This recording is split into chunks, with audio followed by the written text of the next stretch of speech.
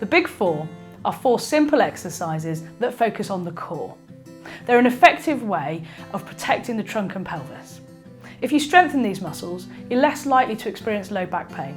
You can also improve your posture, help with balance, and make physical activities easier to carry out. First, you need to do something called abdominal bracing. This is like tensing the stomach muscles, a bit like when you're blowing out a candle.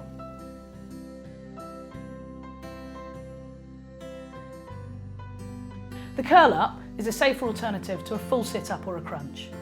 It's particularly good if you've had a history of low back pain. Lie on your back with your hands under your low back, palms down, and bend one leg up with your foot flat on the floor. Engage your abdominal bracing.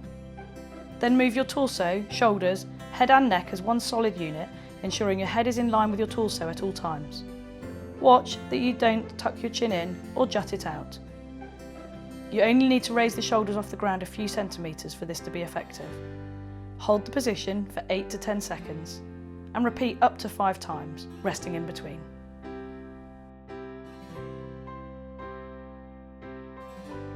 The side plank strengthens the quadratus lumborum muscle.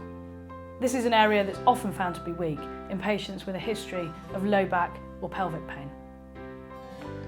Lie down on your side, resting with your forearm perpendicular to your body.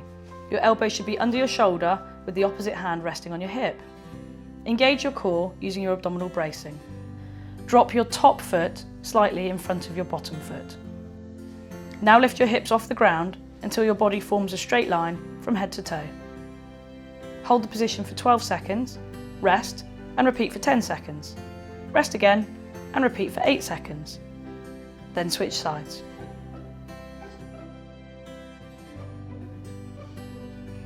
If you struggle at first, then start with your legs bent for a few days until your strength develops.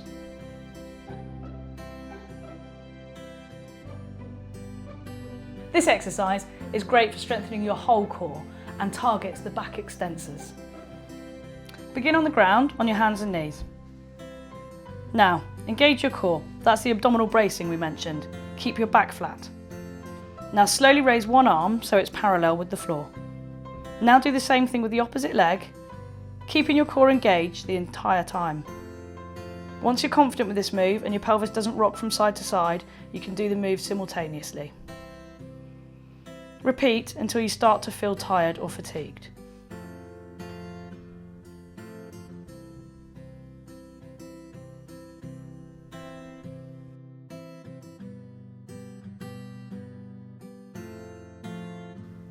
This is the most difficult and advanced of all 4 exercises and should only be attempted once you feel comfortable with the other 3. Start on your elbows and knees with your forearms parallel. Your legs should be hip width apart. Straighten your knees and raise your body so you're supported on the balls of your feet.